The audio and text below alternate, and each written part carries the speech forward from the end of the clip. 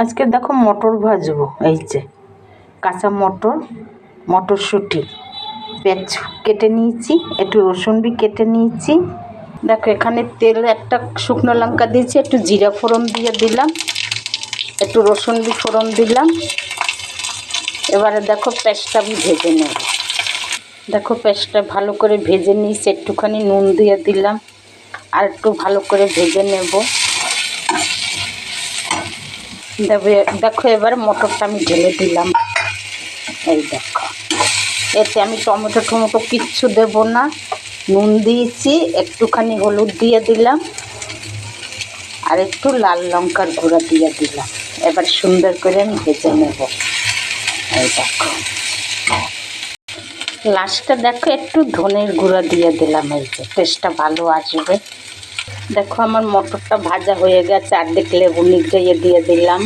এই দেখো এরপরে খানিকটা ধনে পাতা দিয়ে দেব।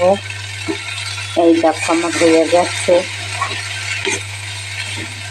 এবারে গরম গরম খেয়ে নাও, চা মুড়ি সব কিছু দিয়ে খেয়ে নাও। এই দেখো,